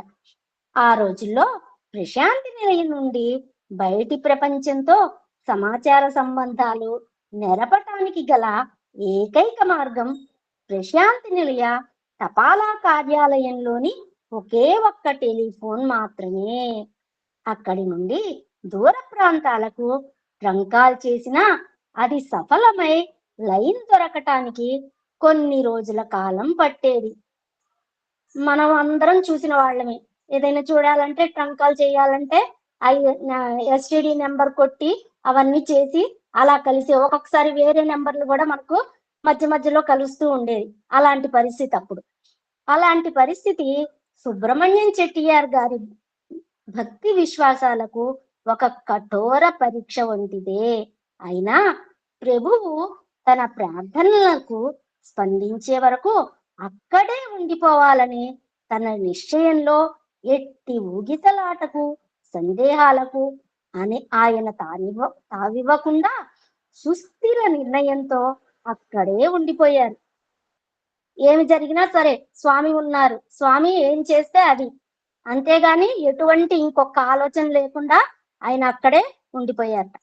ఎట్టకేలకు సుబ్రహ్మణ్య చెట్టియార్ గారు ప్రశాంతి నిలయంలో బస చేసి ఉన్న 40వ రోజున ఆయనకు ఆ పరీక్ష ముగిసింది. సుబ్రహ్మణ్య చెట్టియార్ గారి షష్ఠబ్ది పూర్తి పవిత్రోత్సవమును 2 రోజుల తర్వాత తామే నిర్వహిస్తామని స్వామి చెప్పారు. విచిత్రం ఏమిటంటే అన్ని రోజుల పాటు సుబ్రహ్మణ్య చెట్టియార్ గారిని ఏమాత్రం పట్టించుకోకుండా నిర్లక్ష్యం చేస్తున్నట్లుండిన స్వామివారే స్వయంగా ఆయన సమీప బంధువులకు ఆ వేడుకకు ఆహ్వానాలు అందించే ఏర్పాట్లను అప్పటికే చేసి ఉండటమే కాక ఆ శుభకార్య నిర్వహణకు అవసరమయ్యే వస్తు సామాగ్రిని సంబరాలన్నింటినీ పూర్తిగా తామే సమకూర్చుకుని సిద్ధంగా ఉన్నారు. అంత అదృష్టము మానవ మాతృలకు కూడా రాదు. ఆయన ఏ పూర్వ జన్మ పుణ్యమో స్వామి మొత్తం ఆయనకి చేయాల్సిన ప్రతి కార్యక్రమం స్వామి దగ్గరుండి మొత్తం అందరికి బంధుమిత్రులందరికీ పిలిచి సిద్ధం చేశారట. ఆ కార్యక్రమాన్ని 25 మంది బంధువుల సమక్షంలో ఇంటర్వ్యూ గదిలోనే నిర్వహించిన పిమ్మట షష్ఠబ్ది పూర్తి ఉత్సవ ఆచార పద్ధతులలోని అంతరార్థములను విశేషతలను వారికి వివరిస్తూ భగవానులు సంగ్రహ ప్రసంగం చేశారు. 60 సంవత్సరాలు అయితే షష్ఠి పూర్తని మొన్నే మామయ్య గారు పెట్టినన్నారు. 80 సంవత్సరాలు 100 సంవత్సరాలు అయితే భీమరథ శాంతి అని ఇవన్నీ ఇలా చేస్తారు, ఇది చాలా మంచిది అని చెప్పేసి చాలా చక్కగా తెలియచేశారు. స్వామి ఇంటర్వ్యూ గదిలో వాళ్ళకి ఆ వివరాలన్నీ తెలియచేశారట. చెట్టియార్ భక్తి విశ్వాసాలను గురించి ప్రస్తావిస్తూ చెట్టియార్ ఇక్కడకు 40 రోజుల ముందుగానే వచ్చి ఉన్నప్పటికీ స్వామి ఆయనను చూడలేదు, ఆయనతో మాట్లాడలేదు. కానీ చెట్టియార్ గారు స్వామి మాటలపై సంపూర్ణ విశ్వాసముతో చాలా ఓర్పుతో వేచి ఉన్నారు. అట్టి నిజాయితీ, స్థిరచిత్తము, దృఢ సంకల్పము, సంపూర్ణ విశ్వాసములు ఈనాడు భక్తులలో కనిపించటం చాలా అరుదు. ఇప్పుడు భక్తులు ఈ రోజు భగవంతుడిని నమ్మితే ఆయన చేయకపోతే వేరే భగవంతుని దగ్గరికి వెళ్తారు. కానీ ఆయన అలా కాదు అని చెప్పి తెలియజేస్తున్నాం. ఆయన పరిస్థితిలోనే వేరే ఎవరైనా ఉండి ఉంటే చాలా కలవరపడి వారి స్వస్థలానికి తిరిగి వెళ్ళిపోయి అక్కడ చక్కగా వారి బంధుమిత్రుల మధ్య ఆ శుభకార్యమును జరుపుకునేవారు. కానీ చెట్టియార్ గారు స్వామి తానిచ్చిన మాట ప్రకారమే ఎల్లప్పుడూ తప్పక నడుచుకుంటారనే స్థిరమైన నమ్మకంతో ఉండినారు. స్వామి ఎప్పుడు ఏది చెప్పినా అది ఎల్లవేళలా సత్యమే. కానీ చెట్టియార్కు భగవాన్ ఒక టెస్ట్ పెట్టారు, అంటే పరీక్ష పెట్టారు. ఆ పరీక్షలో చెట్టియార్ విజయీభూతులై ఉన్నత శ్రేణిలో ఉత్తీర్ణత సాధించారు. మంచిది, సరే. షష్ఠబ్ది పూర్తి కార్యక్రమాన్ని స్వామి చాలా సింపుల్ గా సూక్ష్మంగా జరిపించాడు. కానీ చెట్టియార్కు భీమరథ శాంతి వేడుకను 70 ఏండ్ల వయసు పూర్తి అయిన వారికి చేసే శాంతి వేడుక. స్వామి ప్రశాంతి నిలయంలోనే చాలా ఘనంగా జరిపిస్తాడు. ఇది షష్ఠి పూర్తి చాలా చిన్నగా చేశారు, కానీ భీమరథ శాంతికి చాలా ఘనంగా నేనే జరిపిస్తాను అని స్వామి చెప్పారు. చెట్టియార్ గారు ఎంతమంది అతిథులనైనా వెంట పిలుచుకొని తీసుకొని రావచ్చును, పర్వాలేదు, వాళ్ళందరినీ స్వామి చక్కగా చూసుకుంటాడు అని సెలవిచ్చారు స్వామి. తామిచ్చిన మాటను నిజం చేస్తూ 10 ఏళ్ల తరువాత 1980లో భగవాన్ బాబా వారు సుబ్రహ్మణ్య చెట్టియార్కు భీమరథ శాంతి వేడుకను అత్యంత ఘనంగా జరిపించారు. ఆ పవిత్ర ఉత్సవానికి దాదాపుగా 2000 మంది భక్తులు హాజరయ్యారు. వారందరిపై స్వామివారు అపార ప్రేమ అనుగ్రహాలను కురిపించారు. వారిలో ప్రతి ఒక్కరికి వ్యక్తిగతంగా పాద నమస్కారాలు ప్రసాదించారు. ఆ సందర్భంగా అతిథి అభ్యాగతులందరికీ స్వామి వారిచే బ్రహ్మాండమైన ఒక విందు ఏర్పాటు చేయబడింది. ఆనాటి శుభ కార్యక్రమం పూర్తయిన వెంటనే అక్కడికక్కడే చెట్టియార్ శతాభిషేక శాంతి వేడుకను కూడా 80 ఏళ్లు నిండిన వారికి చేసే శుభ వేడుక ప్రశాంతి నిలయంలోనే నేనే జరిపిస్తాను అని స్వామివారు ప్రకటించారు. 60 సంవత్సరాలు, 70 సంవత్సరాలు, 80వ సంవత్సరంలో జరిగేది కూడా నేనే జరిపిస్తాను అని చెప్పి స్వామి తెలియజేశారు. స్వతహాగా సుబ్రహ్మణ్య చెట్టియార్ గారు జ్యోతిష్య శాస్త్రంలో ప్రవీణులు. ఆయన జాతక చక్రంలో జన్మ పత్రికలో ఆయు ప్రమాణము 75 ఏండ్లుగా సూచించబడి ఉంది. ఆయన జాతక చక్రంలో భవిష్యత్తు గురించి ముందుగా సూచింపబడిన అంశాలలో అప్పటి వరకు ప్రతి ఒక్కటి నిజమవుతూ వస్తున్నాయి. ఆయన జ్యోతిష్య శాస్త్రంలో చాలా గొప్పవారు. 75 సంవత్సరాలే ఆయన ఆయు ప్రమాణం ఉంది. ఇప్పటి వరకు ఆయనకి అన్ని జరుగుతూనే ఉన్నాయి. కాబట్టి 75 ఏండ్లకు మించి తాను జీవించి ఉంటానని ఆయన అనుకోను లేదు, ఆశించను లేదు. భగవాన్ బాబా వారి దివ్య శ్వాసను బట్టి శతాభిషేక శాంతి మహోత్సవం అంటే చెట్టియార్ గారి ఆయు ప్రమాణము కనీసం మరొక 5 ఏండ్ల పాటు పొడిగించబడుతుందన్న మాట. అంటే 80 సంవత్సరాలు స్వామి చేస్తా అన్నారు కాబట్టి ఇంకొక 5 సంవత్సరాలు నా ఆయు ప్రమాణం పెరుగుతుంది అని చెప్పేసి ఆయన అనుకుంటున్నారు. భగవాన్ దివ్యవాక్కు అక్షరాల నిజమవటమే కాక 1990లో ఆయన శతాభిషేక పవిత్ర శాంతి ఉత్సవమును జరిపించిన పిమ్మట ఆ రోజే భగవాన్ బాబా వారు ప్రపంచానికి తమ మరొక దివ్య సంకల్పమును గురించి వెల్లడిస్తూ, సుబ్రహ్మణ్య చెట్టియార్ నా సంకల్పానికి సంపూర్ణ శరణాగతుడైనప్పటి నుండి నేను ఆయన జీవితాన్ని పూర్తిగా నా ఆధీనములోనికి తీసుకున్నాను. ఆయన ఆయు ప్రమాణము 75 ఏండ్లేనన్న సంగతి వాస్తవమే, కానీ నేను దాన్ని పొడిగించాను. ఇప్పుడు ఆయన తన జీవిత ఉన్నత ఆశయాలు నెరవేర్చుకునేంత వరకు జీవించగలడు. ఆయన జ్యోతిష్యంలో పండితుడు కాబట్టి ఆయన చెప్పినది రైటే, కానీ నేను నా దగ్గరికి వచ్చి ఆయన చేసే పనులకి నేను ఇంకా ఒక 5 సంవత్సరాలు పొడిగించాను.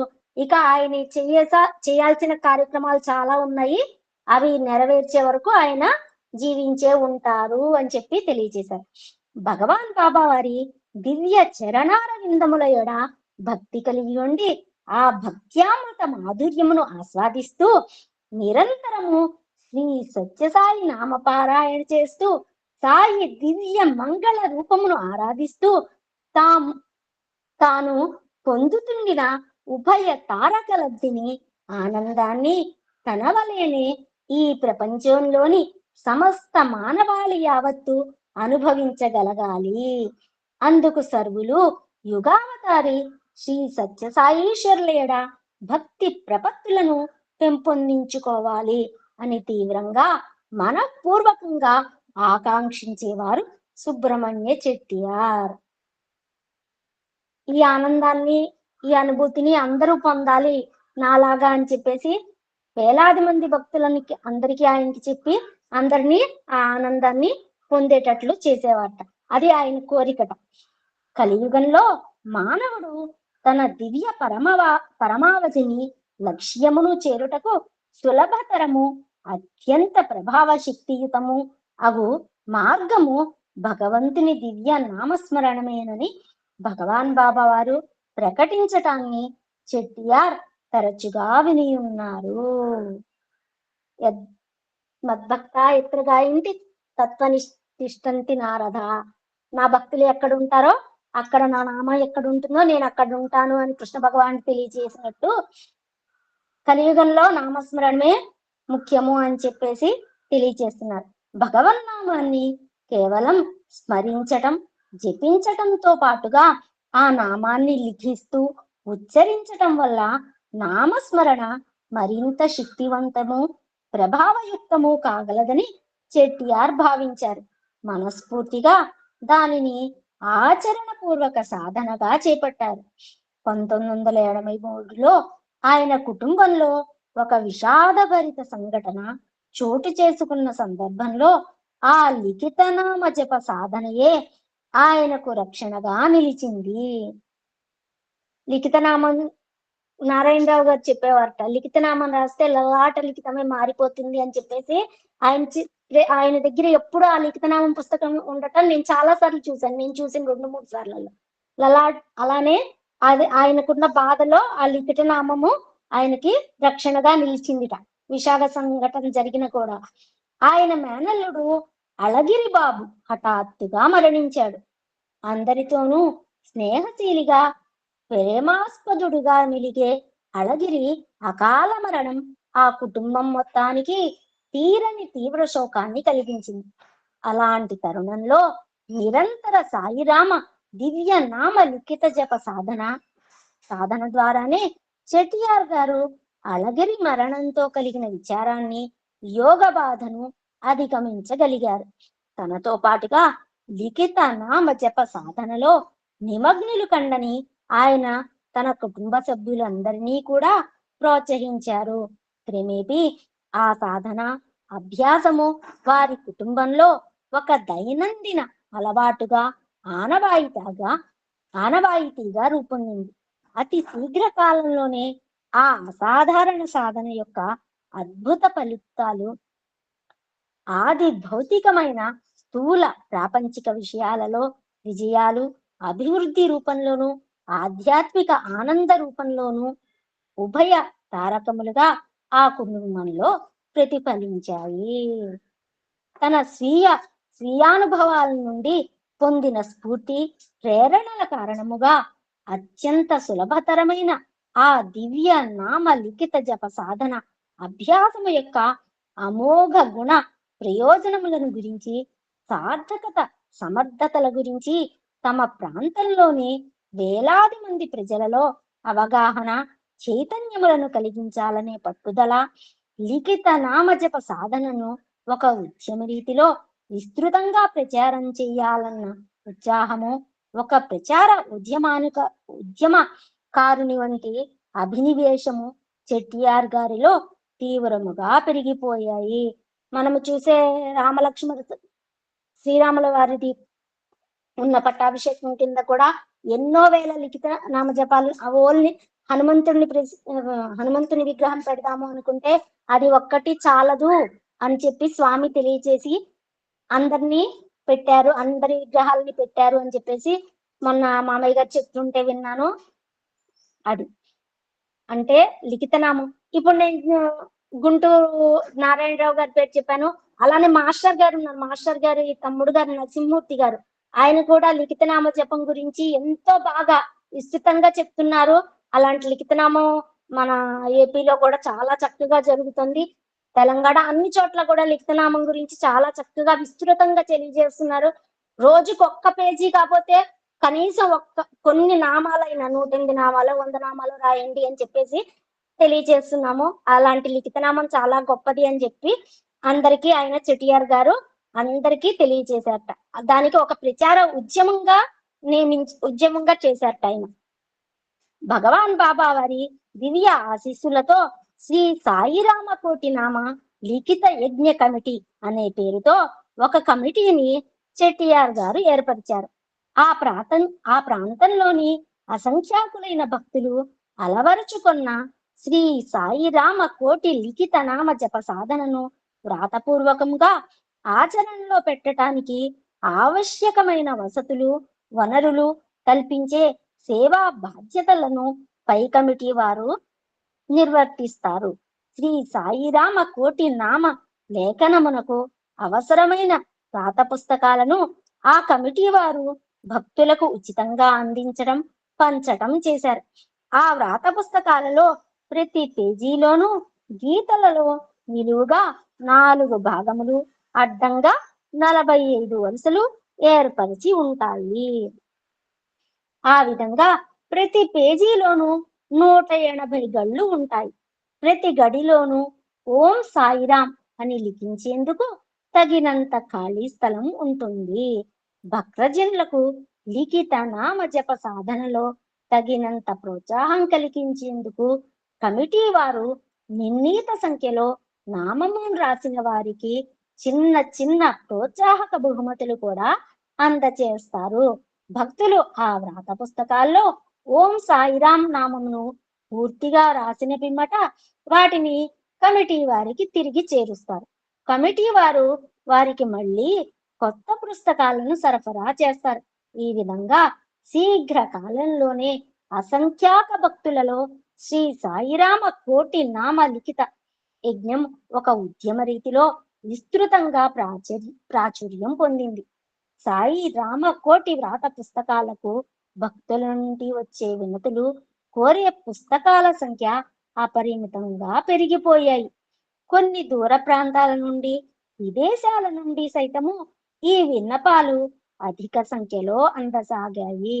లిఖిత నామ జపము యొక్క విస్తారమును, సంఖ్యా పరిమాణమును సవ్యముగా లెక్కించటానికి ప్రతి భక్తుడు కమిటీ నుండి ఎన్ని వ్రాత పుస్తకాలు తీసుకున్నాడు, వాటిలో నామ లేఖనము పూరించిన మీదట నిండు వ్రాత పుస్తకాలను ఎన్నింటిని కమిటీ వారికి తిరిగి అందజేశాడు ఇత్యాది వివరాలు పర్యవేక్షించటానికి వీలుగాను ప్రతి భక్తుడి పేరిట ఒక లెడ్జర్ అంటే ఖాతా తెరచి అతడికి సంబంధించిన వివరాలను ఎప్పటికప్పుడు ఆ లెడ్జర్ లో నమోదు చేస్తారు.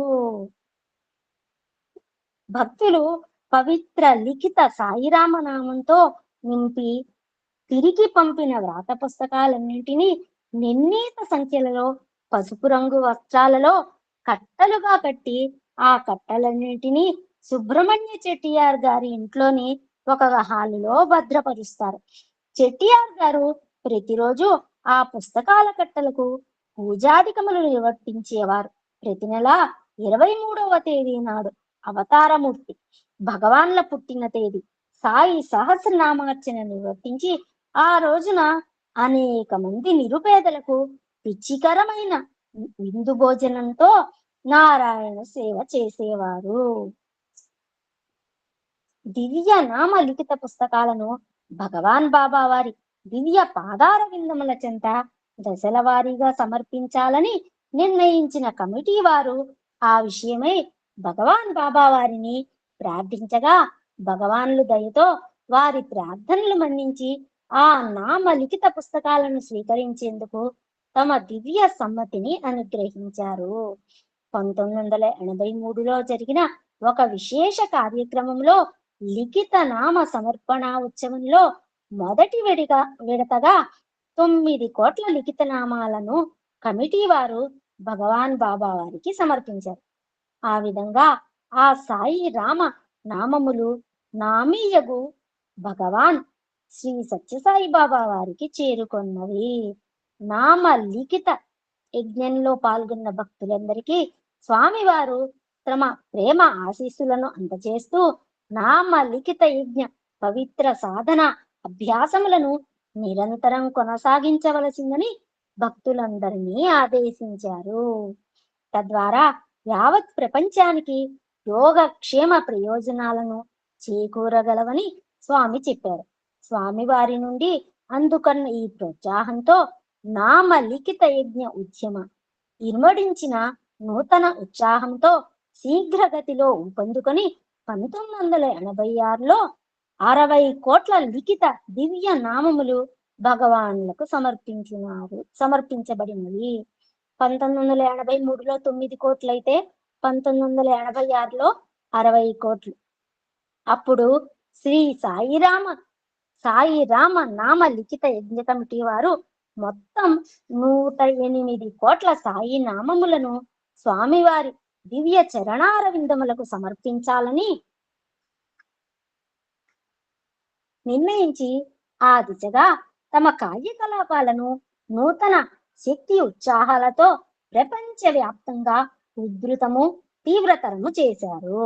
1995లో కమిటీ వారు తమ లక్ష్యమును సాధించిన మీదట ఆ 108 కోట్ల నామములను భగవానుల దివ్య శ్రీచరణములకు సమర్పించుటకు స్వామివారి అనుజ్ఞకై ప్రార్థిస్తూ అట్టి విశేష సందర్భానికి తగిన సముచిత స్థాయిలో యుక్తమైన రీతిలో ఆనంద వైభవోత్సవమును ఒకదానిని భగవానుల దివ్య ధామంలో నిర్వహించుటకు అనుమతించవలసిందిగా కూడా కమిటీ వారు స్వామిని వేడుకున్నారు. వారి అభ్యర్థనలను మన్నిస్తూ తమ అనుమతి అంగీకారములను ఆ కమిటీ సభ్యులకు అనుగ్రహించటంతో పాటుగా శ్రీరాముల వారికి మహాభక్తుడైన శ్రీ హనుమాన్ పాలరాతి విగ్రహాన్ని ఒకదానిని ఏర్పాటు చేయవలసిందని కూడా స్వామివారు ఆ కమిటీ వారిని ఆదేశించారు. ఆ విగ్రహం పరిమాణం, అందులో శ్రీ హనుమాన్ మోకాళ్లపై కూర్చుని ఉండవలసిన భంగిమ ఇత్యాది అతి సూక్ష్మ వివరాలను సైతము వర్ణిస్తూ వారిని విపులముగా ఆదేశములను ఇచ్చారు భగవాన్. ఆ మరుసటి రోజున తమ యూనివర్సిటీ మరియు హయ్యర్ సెకండరీ స్కూల్ అధ్యాపకుల బృందంతో మాట్లాడుతూ సాయి కుల్వంత్ హాల్ ముందు భాగంలో ఒక భూగృహమును నిర్మింపచేసి దానిలో కోట్లాది సాయి రామ లిఖిత నామములను నిక్షిప్తము గావించడము, ఆ భూగృహం పై భాగంలో ఒక దిమ్మపై హనుమాన్ విగ్రహం ప్రతిష్ఠించడము అను తమ అభీష్ట సంకల్పాలను భగవానులు వారికి వివరముగా తెలియచేశారు. ఆ రెండు శుభకార్యాలకు 1995 ఆగస్టు 31వ తేదీ ముహూర్త దినముగా కూడా స్వామి నిర్ణయించారు. భూగృహ నిర్మాణంలో ప్రతి చిన్న అంశం పట్ల తమ దృష్టిని నిశితంగా కేంద్రీకరించి దానిని నిర్మింపచేశారు భగవాన్. నిర్ణీత ముహూర్తపు రోజైన 1995 ఆగస్టు 31వ తేదీ నాడు స్వామివారు స్వయంగా తమ దివ్య హస్తముల మీదుగా పవిత్ర సాయి రామ లిఖిత పుస్తకాల కట్టలలో ఒక దానిని ప్రథమముగా ఆ భూగృహంలో నిక్షిప్తం చేశారు. ఆ తరువాత భక్తులు కూడా ఒక్కొక్కరుగా ఆ పుస్తకాల కట్టలను ఆ భూగృహంలో పేర్చారు. అందులో మధురై భక్తులు ఆనాడు సమర్పించిన 108 కోట్ల లిఖిత నామాలు కల పుస్తకాలతో పాటుగా అంతకు ముందు నెలలో గుంటూరు తదితర ఆంధ్ర జిల్లాల భక్తులు సమర్పించిన 150 కోట్ల లిఖిత నామాలు కల పుస్తకాలను, గతంలో మధురై తదితర ప్రదేశాల భక్తులు సమర్పించిన 442 కోట్ల లిఖిత నామాలు గల పుస్తకాలను భద్రంగా నిక్షిప్తం చేయించారు. ఆ విధంగా భగవాన్ బాబా వారి 70వ జన్మదినోత్సవ సంవత్సర సందర్భంలో 700 కోట్ల లిఖిత సాయిరామ నామములనున్న ఆ వ్రాత పుస్తకాల కట్టలతో ఆ భూగృహం పూర్తిగా నిండిపోయింది. అటు పిమ్మట ఆ భూగృహం తలుపులను శాశ్వతంగా మూసివేశారు. ప్రశాంతి మందిర ప్రధాన ప్రవేశ ద్వారం ఎదురుగా కల ఆ భూగృహం పైన ప్రత్యేకించి నిర్మించిన ఒక దిమ్మపై ఉత్తరాభిముఖంగా శ్రీ ఆంజనేయ స్వామి పాలరాతి విగ్రహాన్ని పండితుల వేద మంత్రోచ్చారణలు, వైదిక శాస్త్రోక్త అనుష్ఠాన ధర్మోపచారముల నడుమ భగవాన్ బాబా వారు తమ దివ్య హస్తములతో స్వయంగా ప్రతిష్ఠించారు. మోకాళ్లపై కూర్చుని ఉన్న భంగిమతో అర్ధ నిమీలిత నేత్రాలతో రామ నామ ధ్యానానంద తన్మయత్వమును ఓలలాడుతున్నట్లుండిన ఆ రామభక్త హనుమాన్ ఆ భూగ్రహం నుండి ప్రసరిస్తున్న వందల కోట్ల సంఖ్యలో గల సాయి రామ లిఖిత నామ జప మంత్రశక్తి తరంగాలను ఆనందంగా ఆస్వాదిస్తూ తానే వాటిని పదిలపరిచే సంరక్షకుని వలె గోచరిస్తూ ఉండినాడు. ఒక్క హనుమాన్ మాత్రమే ఆ భూగృహం నుండి వెలువడుతున్న దివ్య శక్తి తరంగాల ప్రకంపనలను తట్టుకోగలడు.